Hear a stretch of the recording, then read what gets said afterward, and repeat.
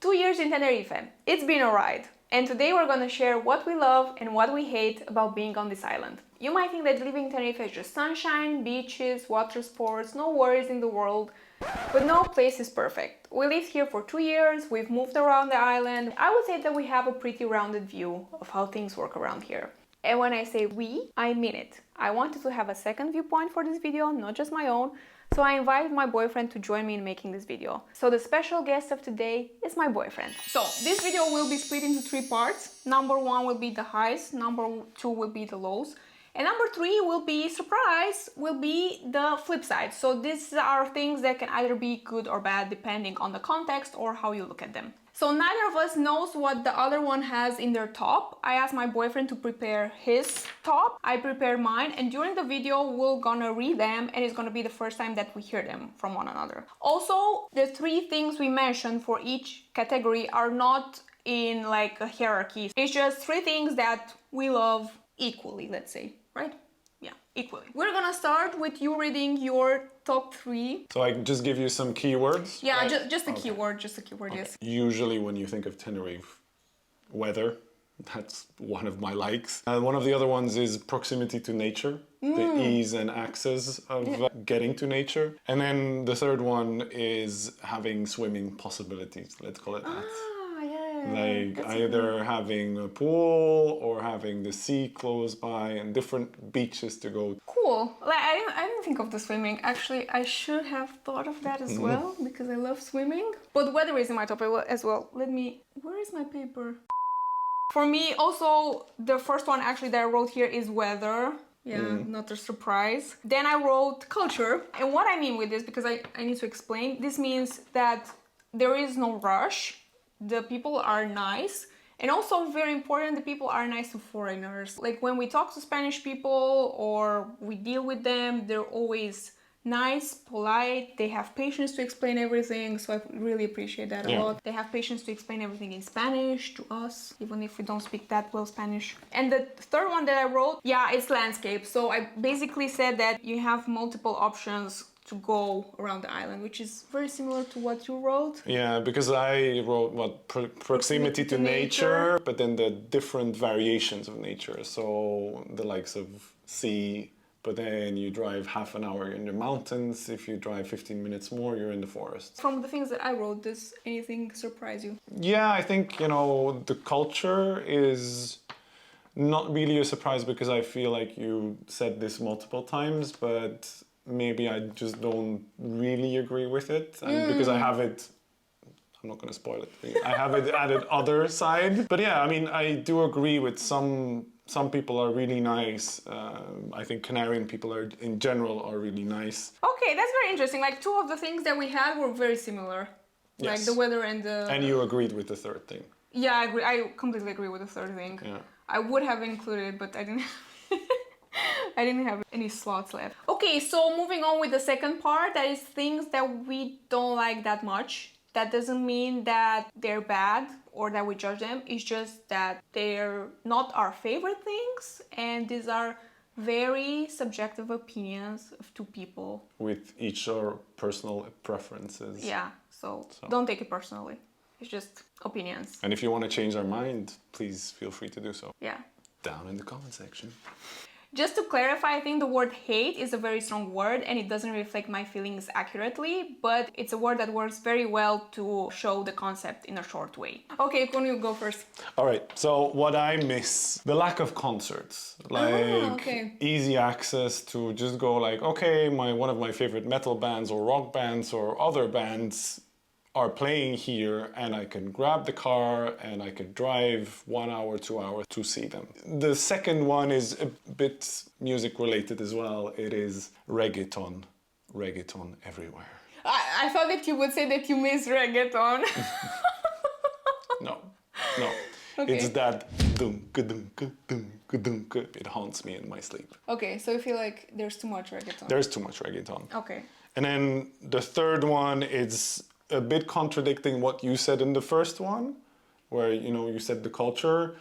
I find that some parts are very much tourist focused, and then it's harder to connect with locals. So it's something that I think we're working on, and we're meeting, I would say, digital nomad people or local people, Yeah. and some locals, but it's definitely not as easy as I thought it would be. I think that's different though. Like what I was referring to with culture is more like how people are dealing with things, you know, that they're taking their time. When you're in a shop and you have to talk to someone, they take their Yeah. time Yeah, to do that. They're not in a rush. Or like if you're at the city hall, they also take their time to explain to you what you need to do. Yeah, and then like what you said, I feel like it's more like the kind of people that you meet on a daily basis, but that also depending on the region, right?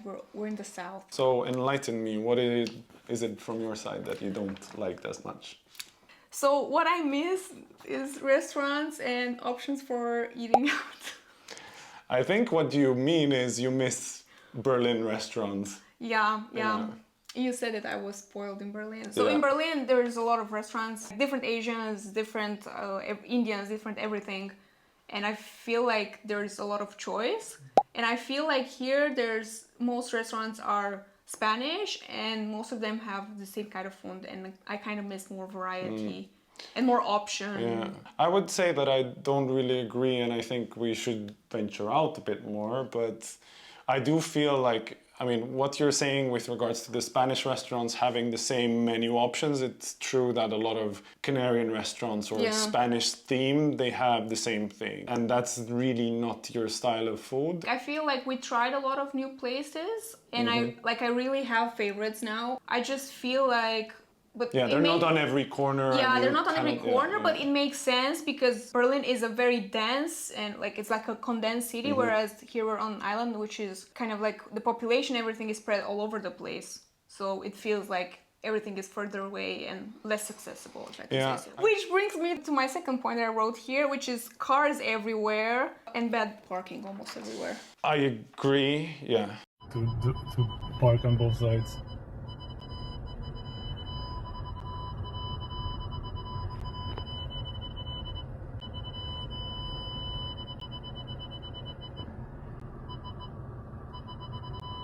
Parking is hard, especially in some busy areas. It's not easy to find parking, and Yeah. especially because you get stressed by it. Yeah, And I get super stressed when I need to find a parking space, and I'm not even the driver. I just stress, and I don't even tell anything to you, but you can just feel that I'm stressed, and I'm Yeah. just like, yeah.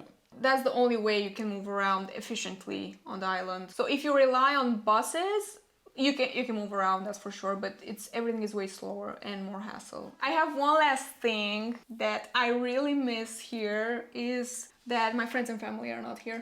Like I don't have all my friends in one place. Like my friends are always gonna be in different places. So unless I bring everyone here, that's always going to be a thing. So we had good things, we had things that we missed, and now we're going to go to our last category, which is, I call them flipsides, because they're like a coin, right? I call them flipsides. Okay, you call them flipsides because they're like a coin. They can go on either side, which means they can either be good or bad. It depends how you look at them. You go first with your flipsides. Okay, so flip side number one, Amazon or ordering online. Yeah.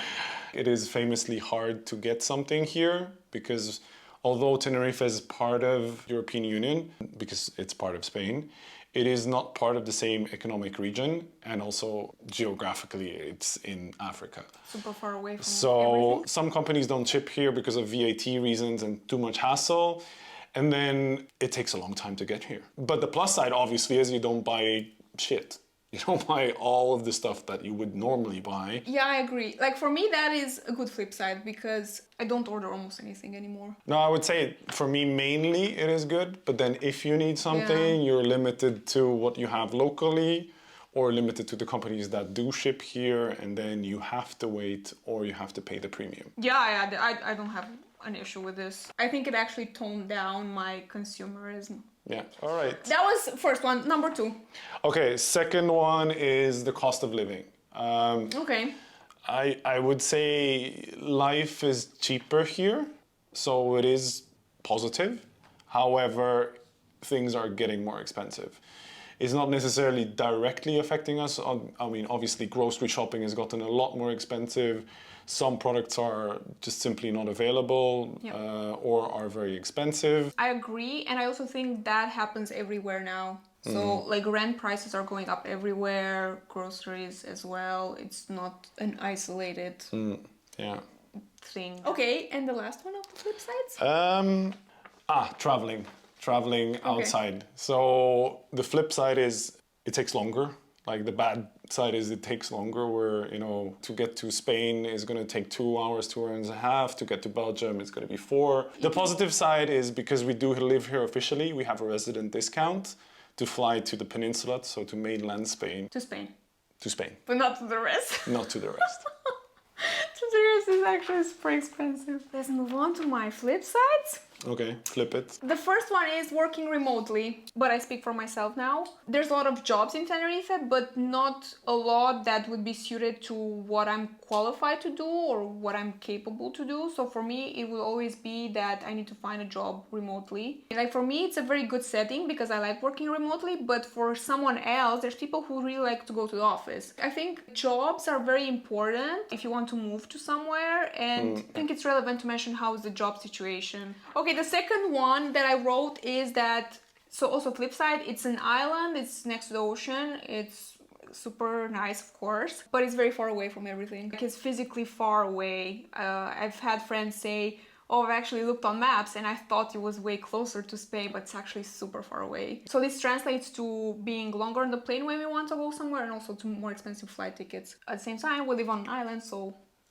yeah. The last one is related to food again for me. I wrote supermarkets because we have very, very good fish here, very fresh. So it's caught like 3 days ago and something like that, and then we can get it at the supermarket. We don't even have to go to the fish market. So it's like a normal supermarket.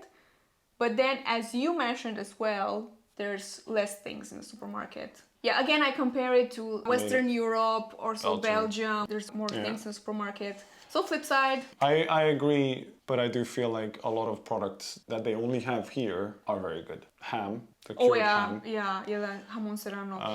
Some products that are, you know, private label or white label supermarket products. Some of them are made in Belgium and then shipped over. Yeah, that's so curious. Yeah. We have this granola that we really, really like, and it's made in Belgium, not even too far from where Koen's parents live.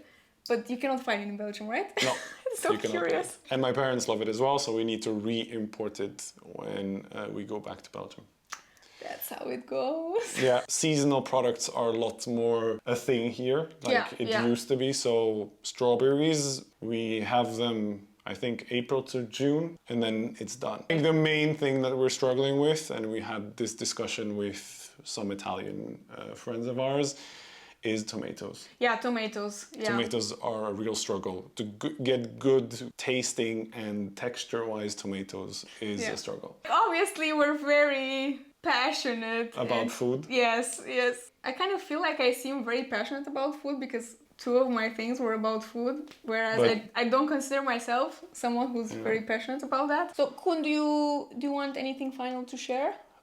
No, I was just like curious what you guys think if you've lived on Tenerife, and what are your pluses and your, let's say, what you miss here, and what are your flip sides? Do you agree with us?